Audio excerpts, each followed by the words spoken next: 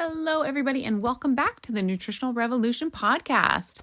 It's Kyla, your podcast host here today, and we have for you guys Meg Dirito, like the chip.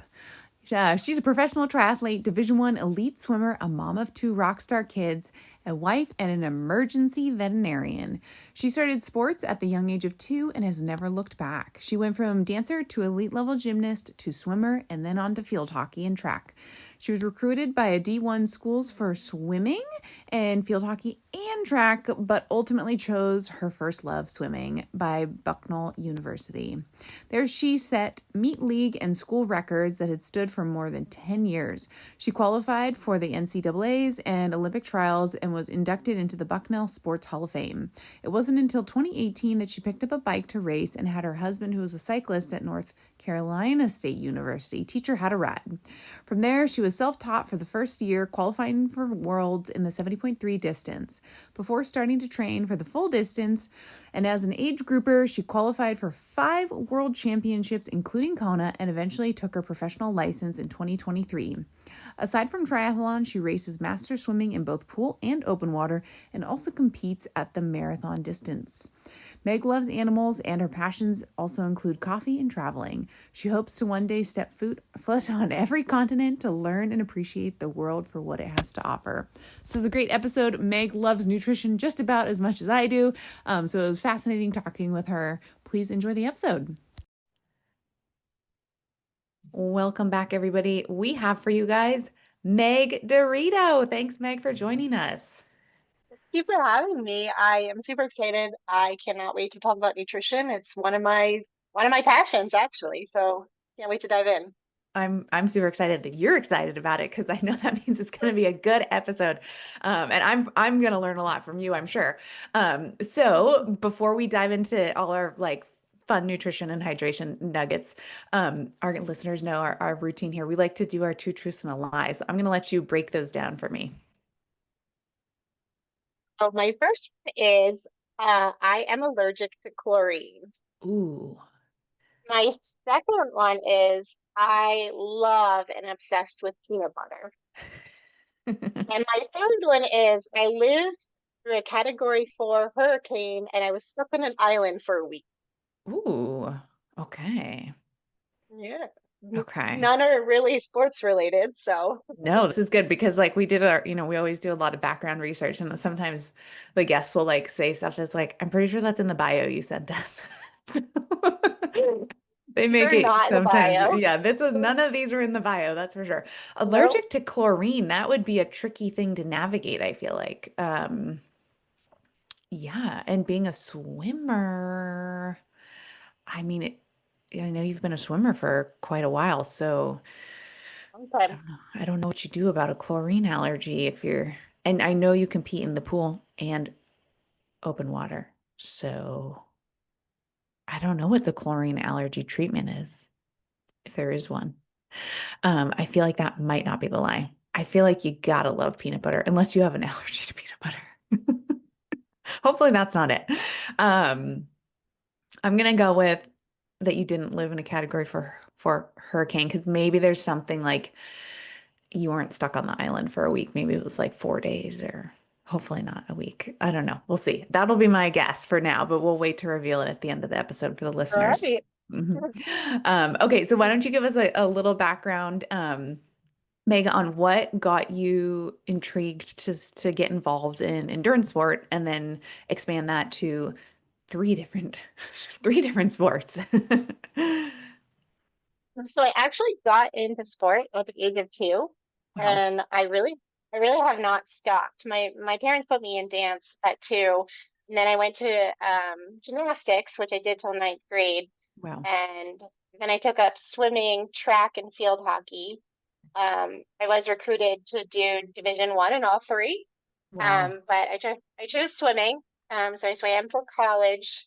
Getting out of college, I kind of was lost, Mhm. wanted to find something. Do I keep swimming?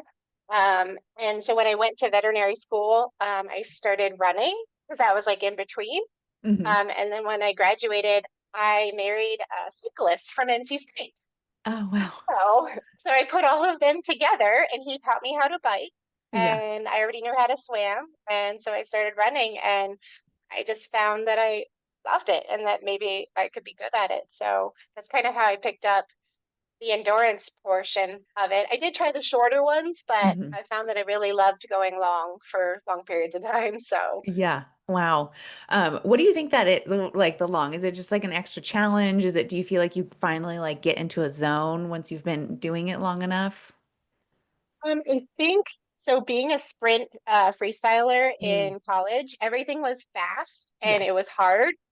And I think as I got older, I found that my body really liked the, I'd say slow, but slower pace Hmm. for longer. It Hmm. seems like my muscles just kind of switched, and my body was like, no, I really want you to go really fast for a short Yeah. period of time. I want you to like long. Yeah. And I just found that my body responded better to it. And I was okay at it. So I just kind of spent my time doing that. And that goes for swimming too. I Wow. used to be a 50 freestyler, but now I love the mile. Yeah. So yeah, it's crazy. Everything switched. So Yeah, that's great. So yeah. through that, I mean, you said field hockey, track, and swimming. You got all accepted to play D1 in all of those sports. That's It amazing. was, yes. Yeah. Yeah. What a good, like, diverse amount of sports too for your body. Because I feel like right now kids are so like one sport almost like all year round. Yeah. And I found that, so I did gymnastics when I started third grade all the way to Hmm. ninth grade. And I was at a very elite level. And I felt like gymnastics really gets you all around, like you're fit all Yeah. around. You're strong, you're fast, you're explosive. So I felt like when I did pick up a sport, it's not like I had to learn how to do the sport. I was already in fit, Yep. so felt like I had a one up on that. I think gymnastics really did a lot for me. Yeah, Um, yeah, that's great. So, yeah. with that journey and having been involved in sport for, I mean, ever since you were two, that's really incredible. Did your parents just put you on like a scoot bike really early, or like how did you get into sport? What was the sport at two? They put me into dance, Oh, and wow. yeah, so I did ballet, and I remember telling my mom, well, they didn't want to put me in at two. They were like, she's too young, and my mom was like, no, I think you'll be okay with her, and I ended up liking it, but then I found that it was too slow for me. Yeah, Um, so I wanted something more like I wanted, something faster, tumbling or whatever, and that's how I got into gymnastics from there. cool. Wow, that's great. So Yeah. through that journey, how has your sports nutrition game plan changed? Like when you think about like was there any sports nutrition game plan when you were doing track or um was there a thought there at the time? No, No. no, because my two parents never really did sports, so they never really taught me like Hmm. nutrition and like fueling. It really wasn't until I got out of veterinary school that just having that medical background and realizing that like if you're gonna perform, you have to wow. Yeah. And that's just not like fueling for your races, but that's like all around every day. Like you Hmm. have to feel your body because your body is what you give, Yeah. and it took me a while to kind of do that in high school and and prior to, I would just eat when I was hungry. I ate whatever mom and dad had in the fridge. Occasionally I'd have a bar here or a bar there. I never knew I had to eat something before I race. Like I just did what I felt, Yeah. so it wasn't structured, and there Wow. wasn't a method to it at all. So Yeah. So kind of taking that information and then when did you I mean you veterinary school, yes, you need to fuel your body. And then when you get into maybe in more longer endurance sports, was there some things that clicked there where you're like, I'm bonking, I'm cramping, what was that experience like? I think because I've always been super driven in sports and my goals have always been like, like I'm like, I want something. And I knew in order to get to the level that I wanted, I had to figure out, I mean, nutrition was a fourth discipline in endurance sport. And if you didn't have that down, like you just weren't going to get where you needed to go, Yeah. and I mean, my nutrition journey started when I had kids because I wanted my Mhm. kids to eat healthy. Yeah. So in that aspect, I started researching like organic food, how to eat healthy, how to eat clean. I cut out all processed foods, all organic. So that's kind of where it started when I had kids, Mm-hmm. because I wanted them to grow up healthy and like I wanted to have the information for them. then as I did more and more endurance sports, I was like, I really have to like start crunching numbers. Like I have Mm. to know what I'm doing. Yeah. You know, like you see a lot of like age groupers that just kind of throw some bars in their bag or whatever, and I'm like, that's gonna be a rough day, Yeah. if you don't have, if you don't have the right nutrition. Hmm. So it's like you have to really start looking at what you're putting in your body.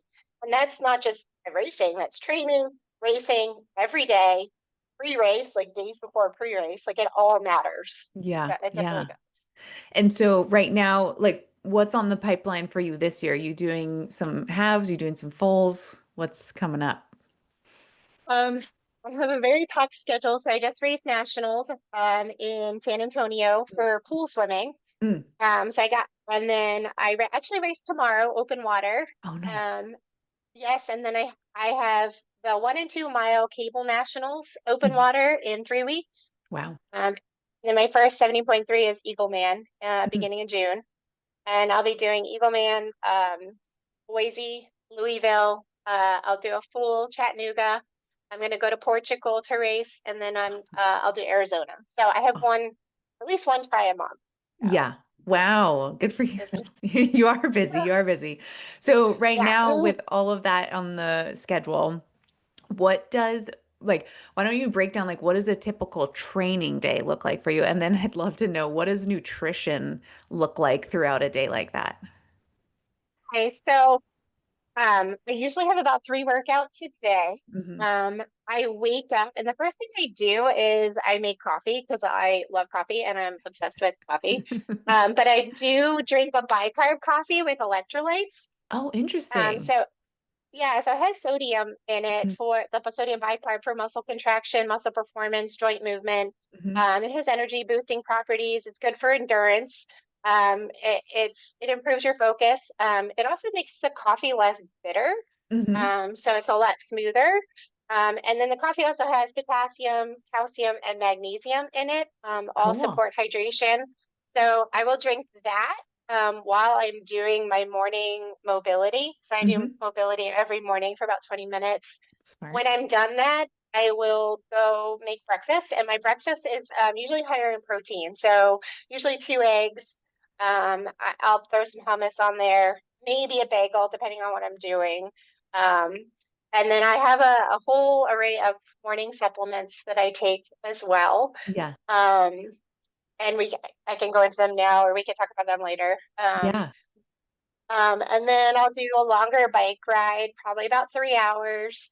My nutrition during there is very particular as far as like how many carbs I'll hit per Mm-hmm. hour. Hmm. I'll usually aim for about 90 to 98 carbs per hour on my Nice. longer rides. About 371 to 400 calories per hour. And that is all liquid. It's basically, I use scratch super fuel. Hmm. I'll do 3 to 3.5 scoops of that. And then I'll do 2 scoops of just a carb powder, Hmm. and mix it in. Just because I found the super fuel alone without the carb powder, I wasn't hitting my markers. So I'll Mm-hmm. add that carb powder in. Um, every other hour, sometimes I'll alternate some caffeine. I do Hmm. have like a caffeine mix from Prime that I'll mix in. Oh, okay. Hmm. Um, so I'll kind of alternate the, the hours in which we'll take the caffeine. Hmm. So I'll do that at least 1 bottle per hour. Awesome. So I make That's sure I have great. that all filled and it's all ready. I don't really take any gels or, um, if I find when I'm on my longer rides that I'm hungry, then yes, Hmm. I will. But usually that mixture alone does it pretty good for me. Nice. And I've been trained with that. I have messed with that combo a lot Hmm. to, to the point where I was up at like maybe 115 grams of carbs, which did cause a little bit of GI Mm. distress for me. Hmm.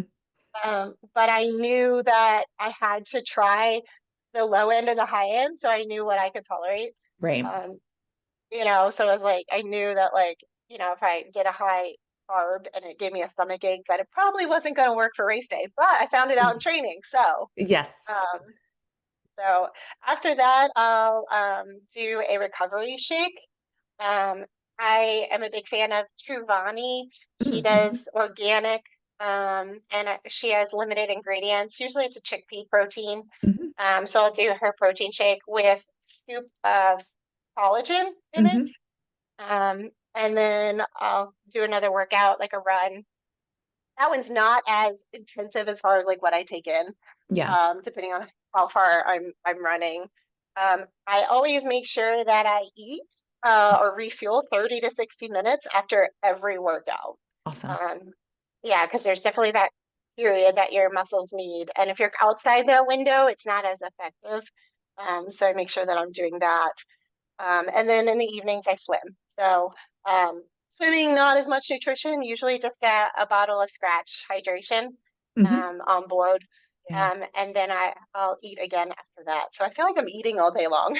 Yeah, yeah. I mean, you have to. I feel like I always tell my clients that it's like it is another job. It's another like modality that you Yeah, have to prioritize, and it's a lot of energy that you need to bring in to support the energy demands out. So, I wanted yeah. to ask you, what is the brand of that coffee with the sodium bicarb? I have not heard of that. Um, Long run coffee. Long run. Um, Okay, cool. yeah, and they also have a decaf one too. Mm. It's like for taper. So like Hmm. if you pull your coffee but for your a race, Hmm. so they have their actual coffee with a taper that doesn't have Yeah. any caffeine in it. So Interesting. yeah, I love their coffee. Oh, I'll have to try I that. yeah. That's Mhm. awesome. So jumping to kind of what you were talking about with your bike fueling, the 90 to 98 grams of carbs per hour. Do you use that same, like what you're fueling with in those trainings on race day, like that same product ratio, all that stuff? Yes, I try to mimic what I do in training is what I will do in racing because I don't like to go into racing with any questions. I like to know for a fact that I have done this protocol so many times Yeah. and that it works every single time. And if I get a stomach ache during racing, I know it's not from necessarily the nutrition because I've Hmm. already done it so many times that it's probably some other factor that I need to like look into. Hmm. So yeah, I'm pretty regimented on that. Like I said in training, sometimes I will add in like Scratch has some like chews or like a gel. I like the Morton's gel. Sometimes I will add that in, or sometimes I'll just use like regular old like beef jerky Yeah. or protein. Yeah. I'll have that on the side in case I need it. I have a big basket beside my bike that if in any case that I need something, it's all there, and I Yeah. just reach over and grab it. That's great. Did you feel like you had to slowly, like over the years, progress up to the 90-gram carb, or did you kind of think or notice maybe you were just like there when that, I guess, information started coming out more so? No. So when I started endurance triathlon in 2018, I had no protocol at all. Mm. And I thought, okay, maybe just electrolytes. And then I found that I wasn't getting any carbs. So then I started to add in like, the scratch hydration, but then I realized it wasn't enough carbs. I was really, really low. So the more I started crunching numbers, the more I realized that I wasn't hitting where I should be, the more I tweaked it. And I Yeah. literally would crunch numbers all the time, and I would do a workout and I'd try it, and I'd be like, it wasn't enough. I'm still hungry, or so it took Mm-hmm. years and years of tweaking this. Yeah. And I've had coaches that have pushed high carb, and I've also had coaches that have pushed very low carb. Yeah. And I can say that the low carb did not work for me. I bonked way too many times. Yeah. So, Oh man. Were so they trying to get that like I'm gonna throw up air quotes for our listeners, but metabolic flexibility or like that metabolic adaptation trying to like drive your fat fat burn? So they were trying, I guess low carb, they were trying to get they were saying I've had enough glycogen in my liver stores that they were trying to Oh, get that to be used, and that training your body on low carb so that your liver would yeah. start to like process it. Hmm. Um, which I get the science behind. I totally get it. It just did not work for me at all. To the point where I remember when I was on a ride and I bonked within an hour of a 4 hour ride and I was stuck in the middle of nowhere. Like to Oh the point no. where like I just couldn't even ride anymore because I Yeah. didn't have enough nutrition. Yeah. So that's kind of when I figured it didn't work for me. Yeah. Everyone's different, so Right. Yeah. Yeah. It's a tricky area and like timing all of that and the type of effort you're doing and all those things. It's just, yeah, it needs to be done very specifically. So Yeah. with you mentioned scratch super fuel. And do you do scratch hydration as your hydration during training? Ye- Yeah, yeah. So the Skype hydration I'll use like on my runs because they're not 3 or 4 hours. They're like an Right. hour to an hour and 45. Hmm. And then during the day, I try to limit sugar if I'm not working out. Yeah. Because I think that my body gets enough sugar when I'm working out. Yeah. So I'll just go with a regular scratch every day. It's like it doesn't have any sugar in it. Mm-hmm. So sometimes I'll do like the Nun tablets, Hmm. which is electrolytes. And then sometimes I'll just do good old plain water with a lemon in it. Hmm. Try to get my electrolytes, but also try to stay away from sugar if I'm not Yeah. working out. That's great. That's great. Yeah, I think it is. I always thought it was just so fascinating when you realize like something like Coca-Cola is an optimal time to consume that is during the end of a triathlon, Yeah. not when you're sitting at your Yeah. desk behind a computer, not moving. Yeah. Like that's when it's like an optimal fuel source. Yeah, I always think that's very fascinating. So, okay, so got a breakdown of your day to day. What does like meal wise, you mentioned breakfast, eggs, I think you said bagel, stuff like that. What does dinner look like? So dinner is we eat really early because my kids they swim USA swimming. So we usually Mm. leave the house around 5. So our dinner is like early at like Yeah. 3:45, 4 o'clock. It's always at like I try to do a meat source. So my Mhm. protein levels, I try to hit about 2 grams per kg a day, Mhm. which ends Mhm. up being like 150 grams of protein for me a day, which is Yeah. that's hard. Yeah. Yeah. So, I always try to have a meat source for them. We do outsource all of our meat from Butcher Box. It's Nice. organic, grass-fed, free range. Hmm. So I'll alternate. I usually do red meat once a week, and then try to stick to the white meat for the fish. Hmm. Um, if we're not doing like that kind of meat source, we'll do like beans to get protein. Yeah. My kids, surprisingly, they're 10 and 12, and they eat amazingly for a 10 and 12-year-old. Good. I think I kind of taught them, how to eat. And then I always have a vegetable source. Hmm. So that would be, I love broccoli or green beans or something like that. And then a carb source, but I try Hmm. to stay more with ancient grains. I stay away from like pastas, all those Right. processed. Yeah. So Yeah. So see you're what our doing dinners. like millet and things like that? Couscous, Yeah, quinoa, or not couscous, quinoa and those things. yeah, and quinoa, farro, Hmm. kamut, all Hmm. those ancient grains, which are a lot more healthier for you Yeah. than just plain old pasta or Yeah. something like that. And don't get me wrong, I love pasta. Love Yeah. it.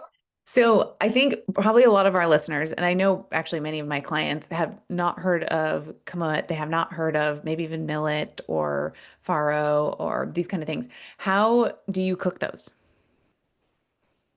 So I'll just throw them in a rice cooker, Hmm. and just do the same proportions like as I was like cooking rice, and then I'll put like maybe some spices in or maybe a little bit of olive oil. And they seem to cook okay that way. I've also done it in a pan on the Hmm. stove. Similar, you just add the Yeah. water, and if it's too hard, you can always like add a little bit more water so it's not like Hmm. crunchy. Yeah. But it seems to cook up really well that way Yeah. too.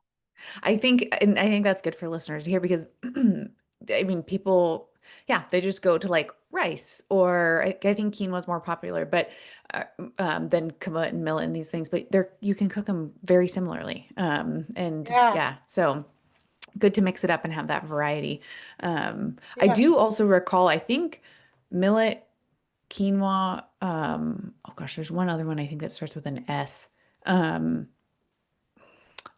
it's going to escape my brain, but I think those are some of the more leucine rich ancient grains too, which Yes. is the like primary amino acid that'll stimulate muscle protein synthesis. So that's Yeah. to keep in the mix.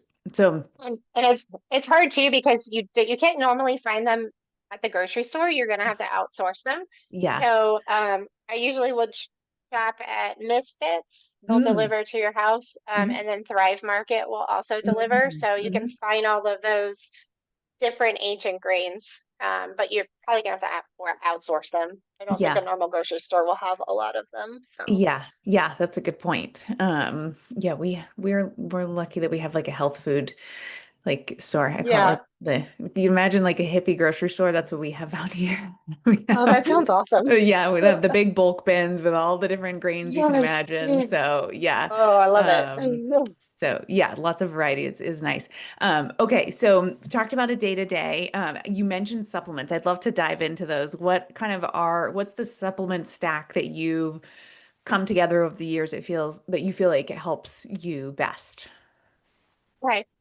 So I've done a lot of research on supplements, Hmm. because there's always like even if you eat healthy, sometimes you're not hitting your targets. Right. And I do use an app to kind of help me track a Yeah. little bit, just because it's hard to crunch all those numbers.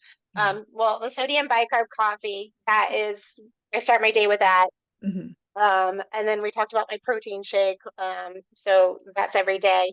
I do use a lot of things to reduce inflammation. So Hmm. turmeric, Hmm. um, and you definitely want to make sure that you pair your turmeric with curcumin because then it's absorbed better.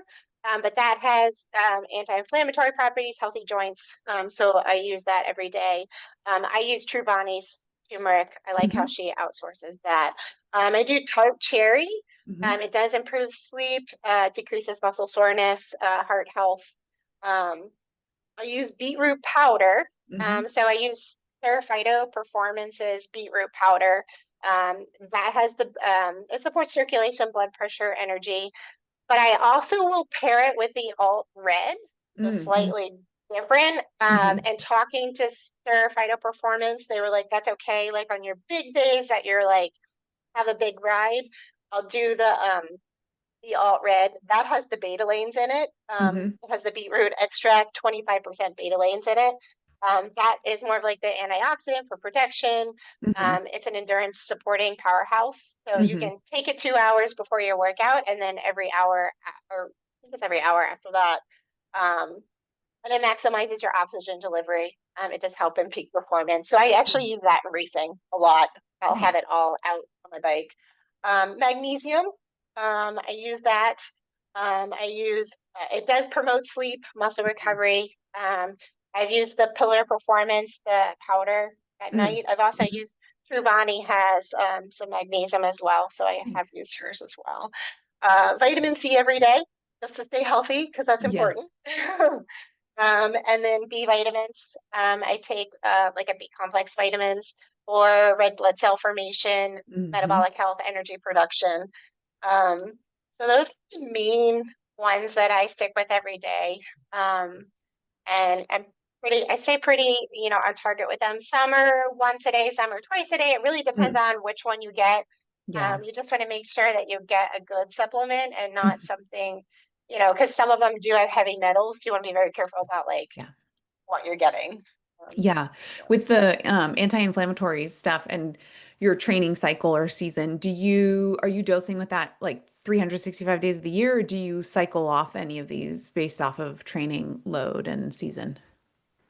I take the turmeric and the tart cherry every day. Mm-hmm. 360, 365. I feel like my body is always in a state of inflammation because like I'm always working out, Yeah. so even when I'm not working out as much, I'm still like my low load would be like 12 to 15 hours. That's still a lot. Hmm. Um, you Hmm. know, s- Yeah. so I feel like my body can definitely use that unless you think otherwise, if I should cycle off of it.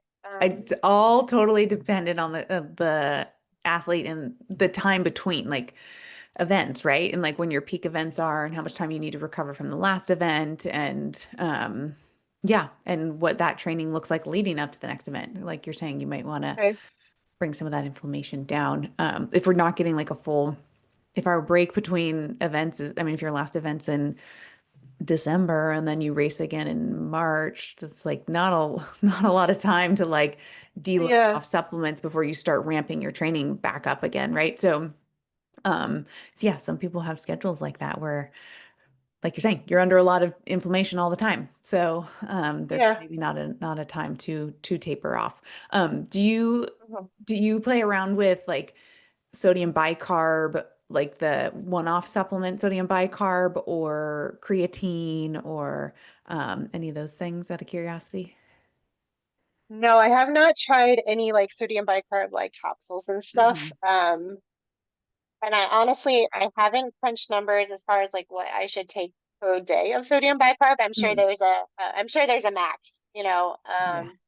and I typically don't add a supplement in unless I 100% know I'm hitting my milligrams and I'm not overdosing, because Right. that's the worst thing you can do is take too much of something. Yeah. One is probably, I don't want it to have harmful benefits, or two, it's just gonna go out of my body and be, Yeah. not useful. Right. Um, so it's definitely something to look into. I haven't used creatine at all. I just do my Mhm. protein shakes, Yeah. usually with like a pea protein. So, Hmm. Nice. And then did you say, do you do a beta alanine or it's just the alt red with the beta lanes? so I use the alt red with the betalains, but I also Hmm. use the beetroot powder. Hmm. Hmm. Um, so there's The Sir nitrates. has both of them. Yeah, Hmm. the nitrous oxide. Yeah. So I do both of them, but I don't Hmm. always take the alt red. Gotcha. I always take the beetroot, but the alt red is only like I have a 4 hour ride. Hmm. I'm gonna take it then, or a long run. Yeah. Awesome. And so now that we have like a game plan of like what a day to day or day, yeah, day in the life kind of training looks like for Meg, what does how does that start to change and when does that start to change when you have a race on the calendar? Like how are you are you adjusting and changing things 2 weeks out, 1 week out, couple days out? What from a nutrition supplement, what does that look like? I think as I get closer to a race, I'm tapering more. So Hmm. my nutrition and training, like my workouts, are getting shorter per Hmm. se and not as intense. Hmm. So like if it's just like an easy run, like maybe I'll have a bottle, but I probably won't force myself to drink the whole thing because I probably just don't need it. And that I kind of go off of like feel, Hmm. how's my body feel today? I don't really ever change like my eating habits per se. I always try to eat clean and healthy. Although I will carb load like 3 days before a race. Nice. So all the carbs that I can get. And then that's when I start adding in the pasta. So Yeah. Yeah. um the pasta and the pizza. So like that's like 3 days before. Hmm. I'll up my hydration 4 days before, Hmm. making sure I'm get tons of electrolytes because I want to go into the race not in a deficit. I want Hmm. my body to have everything that it needs because it's immediately going to go in a deficit, and I don't want to Hmm. start in one. Right. Um, That's so I'll smart. definitely prep that a couple days before. Yeah. Um, Can you share with us the like your carb loading, maybe just like food sources? I think that is an area where a lot of people struggle. One, just like getting the carbs in, and then two, um, I'll share I'll share a story where I had a client where we were talking about carb loading, like sending him carb lists, all this stuff, but for some reason he was hearing calorie loading and he opted for ice cream and chips and like cheesy pizza and these things that are yeah, very high calorie and there are carbs present, but they are all predominantly fats. yeah. And so yeah, just curious, like what are your go-to carb foods or drinks or mixes or what does that look like for you to help you hit your carbs? So I do turn to, like I said, the pastas, Hmm. even Hmm. though that's not really my carb of choice on an everyday, Yeah. eating. Um, so I will eat a lot of pasta, Yeah. a lot of breads. Hmm. So like bagels, I'll make like a pizza, just making sure that I'm getting the bread type of carb in Yep. there too. Hmm. I still will use like my ancient grains, because I Hmm. mean rice is still a carb. Yep. So I'll eat that, and then I'm still making sure I'm hitting my protein levels too Yeah. with that, because your body needs to rebuild. The muscles need to rebuild, Hmm. especially if you're going to have a long race. But those would be like my main carbs, and then I would drink like my carb drinks. Hmm. Um, Scratch hydration has carb in it. You'd have to Hmm. crunch your numbers on what you want to hit, depending Yeah. on like how many scoops you want to put in. So I'll sometimes sip on like 2 scoops of the hydration you know, in a water bottle, and then I'll just Hmm. refill it. Yeah. Um, and and maybe switch out like a carb bottle I'll drink, and then the next one will be just electrolytes. And Hmm. then the next one will be another carb bottle, so I'm not drinking Yeah. the same thing all day because it gets kind Right. of, Yeah. mundane. So, Yes. Yeah. I do think that is like one of the things people run into is like they will choose just like one carb source to try and consume the whole day. And it's like you get sick of that by lunch. You can't get yeah. in enough carbs. So when you mention like the pastas and all the breads and those kind of things, like how do you think about that when you're going through your day? Are you having pasta at breakfast? Are you like trying to get pasta at every meal or every couple of hours? Or how are you going about that? I think that I usually stick to my 3 meals a Hmm. day. I Hmm. mean, I'm still training at that time. It's just a Yeah. very low volume. Yeah. So I'm still making my normal. At that point, if it's a low volume, I'm not doing scratch super fuel. I'm just doing the hydration. So it has Hmm. some carbs in it. Yeah. So I'll sip on that. I'll do my regular meals. Dinner will always have a big carb source, so that could be like a huge bowl of pasta. Hmm. For lunch, I will like do, like rice.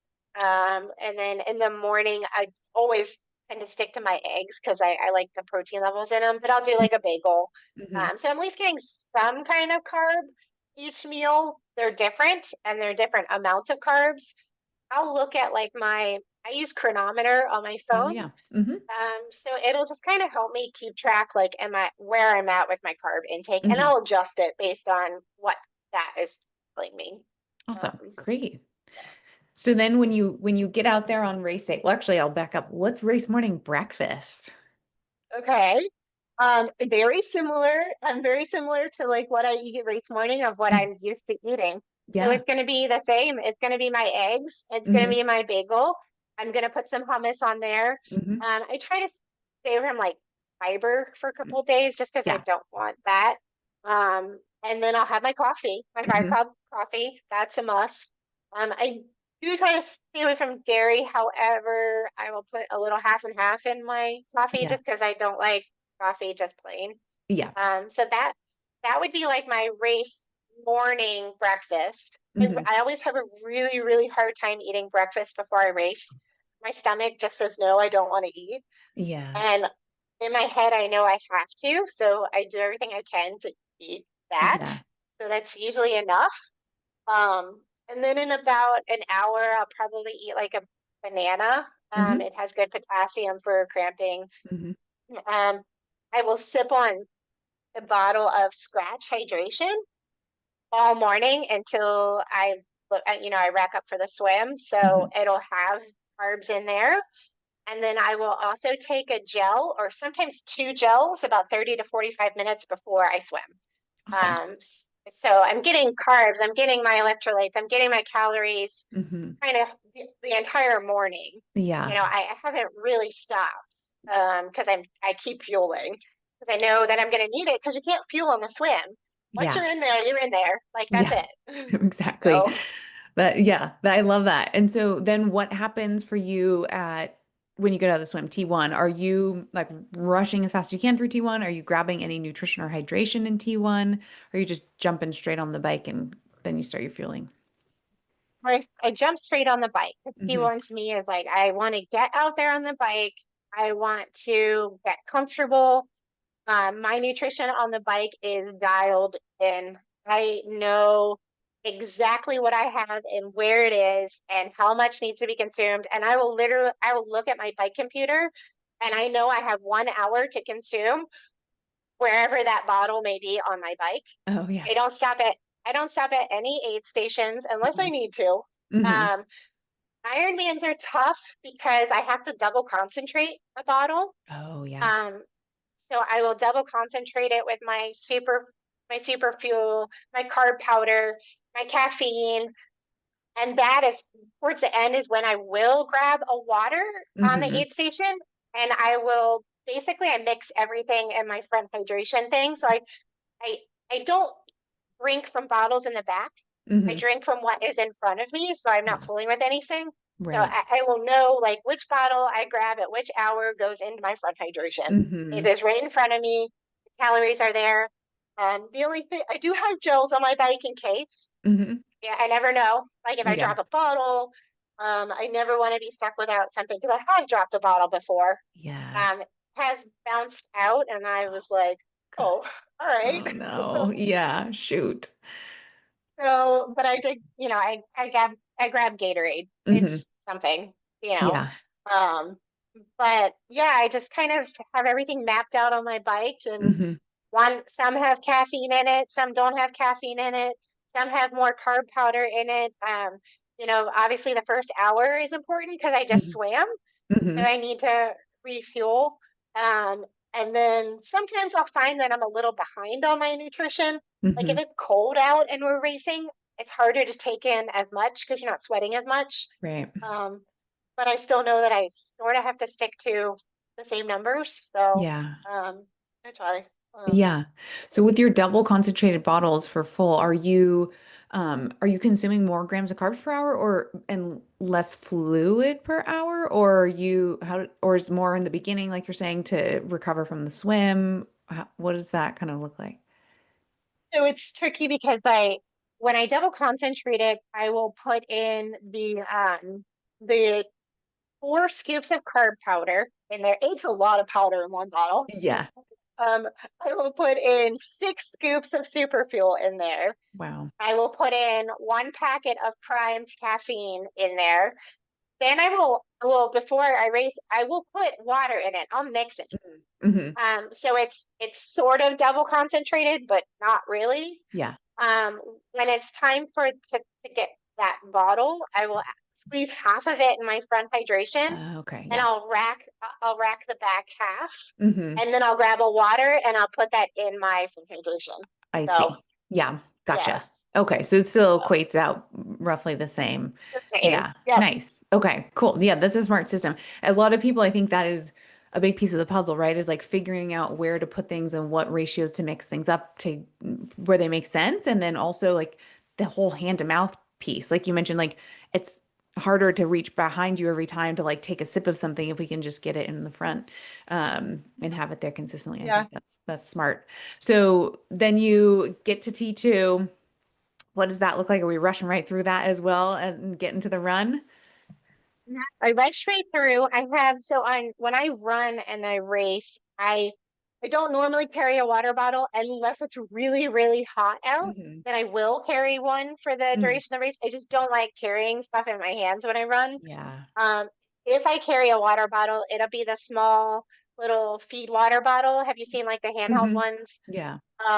It'll have super fuel in it. Hmm. Maybe not the exact ratios as on the bike because the bottle's small, but at Hmm. least I have it. Yeah. Um, and then I usually do 2 gels per hour on the Hmm. run.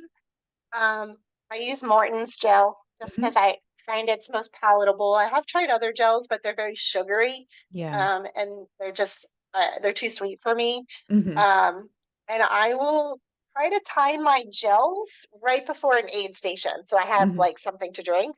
Yep. And I can throw my trash away, so I'm not carrying it. Hmm. So I'll take the 2 gels from aid station. It'll be Gatorade, water, and ice. So Hmm. Gatorade I'll drink, and then I'll take the water, and I usually take a sip and then throw it on me. And the ice I will actually put down my kit. Smart. Um, so I eat the ice out of my kit. That's gross, Yeah. I know, but But at it's least I so have good some. yeah, it's so good to bring the core temperature down in those hotter Yeah, races. And then, yeah, by the time you're on the run, it's usually the peak heat of the day. So you got to keep, yeah. keep And then cool. at at the end of the race, I'd say 3 to 4 miles before I'm done. Then I take Red Bull, Coke, Pepsi, whatever they have. Every aid Yeah. station will be one of those. Yeah. But I wait until the end, and I think that's a big thing that a lot of people start taking that way too early. And what Mhm. happens is you take it too early, and then you start to crash. So Yeah. you have to time that pretty good so that you're finishing on the high. Hmm. As opposed to your downward spiral of your Right. Coke. So Yes, exactly. And then what does nutrition look like right after you cross that finish line? Or what is like, is appetite super low? Do you wait to feel hungry again? Like, what is that like? um usually I'm so carbed and caloried out at that point. Yeah. Um, I don't want any, like usually I don't want any sugar at Hmm. all. Um, if it's like protein or pizza or something like that, yes, I Yeah. make myself eat something because it's not sugar. I do find that sometimes in Ironmans with sugar all day, my throat will start to hurt. Just Oh, all that sugar, and yeah. it's just too much. Hmm. So I try to stay more like non-acidic foods, kind of basic Hmm. proteins. But I do make myself eat when I come across the finish line because, like I said, 30 to 60 minutes after exercising, have to eat something. Yeah. So I try. Yeah. And I will drink, I'll probably drink another Coke sometimes if I feel like really bad. Hmm. Hmm. Um, and the funny thing is, I don't drink Coke at all, Yeah. except for then. On race I day. don't Yeah. drink it. Yep, that's it. Yeah. I So, think you're not alone there for a lot of the guests we've had mm, on. Okay, so I know we're getting close on time here, so I'm gonna jump to our rapid fire questions here. Or kind of rapid fire closeout stuff. I think we know the answer to a couple of these though. One of them is solid or liquid calories on the run. sorry, liquid. Yeah. And Oh then no, gels. gels, yeah. And then your favorite post-race indulgence. So- I love ice cream. oh, I nice. Yeah. really do. Yeah. What flavors? What's your go-to flavor? So I always love vanilla, but I'm a sucker for sprinkles. Oh, So fun. Yeah. um, That's cute. always get sprinkles on. Yeah. We talked about your go-to race pre-race breakfast already. What's one nutrition rule you swear by? So one nutrition rule I swear by, and this is just for generalized nutrition, is always stay on the outside of the grocery store. Oh, yeah. So that's your whole foods, your fruits, your vegetables, your meats, your eggs, anything in between is going to be processed and probably not going to be of a lot of nutritional benefit to you. So Yes, I love that's that. kind of, I yeah. threw in one last one, which I don't know was if you it probably wasn't on the sheet you saw, but I was just going to ask, what percentage do you think nutrition plays into performance? So if we think about all the layers like training, motivation, nutrition, hydration, what percentage score would you give nutrition to playing into everything? I mean, I would say it's one of the most important things. It's going to make or break you. Yeah, I mean, I think training is half of it. So we'll go with like 50% training being, preparation and training and 50% nutrition. nice. I love It's it. huge. Yeah. Yes, Yeah. I couldn't agree more. Okay, so I'm going to jump back to our two truths and a lie. So we had that you're allergic to chlorine, that you love peanut butter, and that you lived in a Category 4 hurricane and you were stuck on an island for 1 week. I thought that one was the lie. Which one was it? I don't like peanut butter. I Oh, hate peanut butter. It was always the odd kid out where everyone in school would eat their peanut butter and jelly sandwiches, yeah, or you go to a friend's house and their parents would make it for you, and I could never eat it. yeah. Um, I am allergic to chlorine. Wow. Um, I swim every day, and I even swam in college. And I've been allergic ever since. So Wow.